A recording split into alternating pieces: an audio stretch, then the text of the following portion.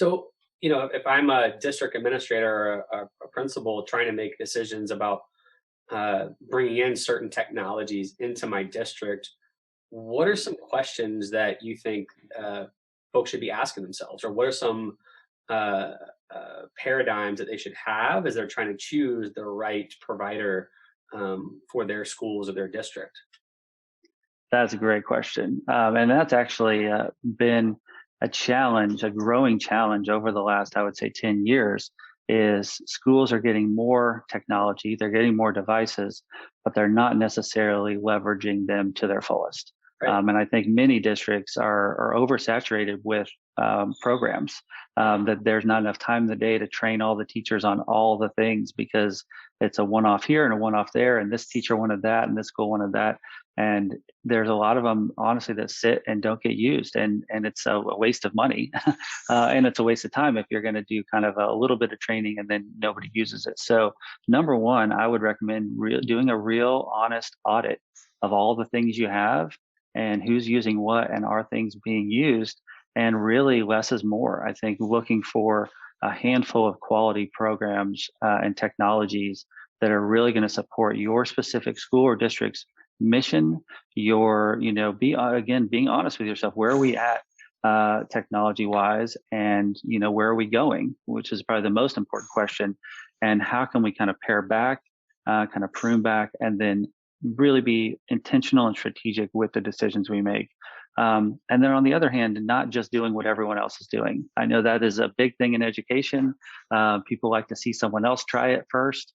But with so many great new technologies emerging, even in the last 2 years, really being open to new technologies and new platforms that are coming out and gaining momentum very quickly, because you could pick something that was really helpful 5 years ago that has not stayed up with the times and is a little outdated, whereas something within the last year or two, really could be, the future. So it's easier said than done, Dustin. It is, as any administrators listening for sure know, it is, a really challenging situation with so many options, which is a great problem to have, but also which ones do we go with? And then second, I would say really talk to your teachers. I know it sounds simple, but I can't tell you how many times over the years I've worked with companies that the teachers are all bought into something, and for whatever reason, it doesn't get adopted, something else gets adopted, and the teachers don't use it.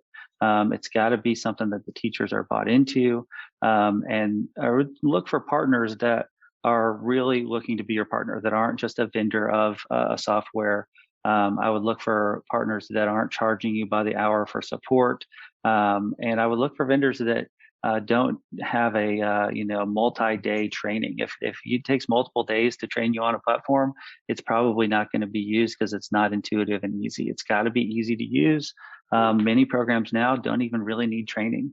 Maybe a 30-minute web recording of the basics, and then teachers should just intuitively be able to log in and use the platform or the software. So if it feels hard in the evaluation process, I would take that as a red flag and kind of run the other direction. You really want those programs that are easy to use and that have teacher support. The other tip I'll give for a lot of districts, what we've seen as far as implementing programs, is starting with a limited release, whether that's a few teachers in one school, a few schools in one district, and really pouring into them.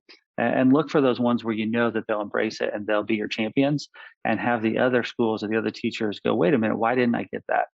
Whereas if you roll it out to everyone on day one, a lot of times they're like, oh, this is one more thing being pushed down on me, and I'm not bought in.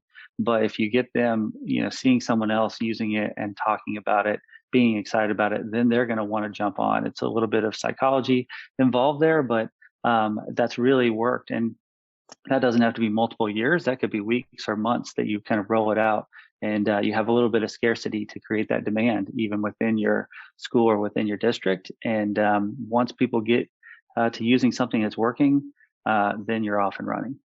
That's fascinating.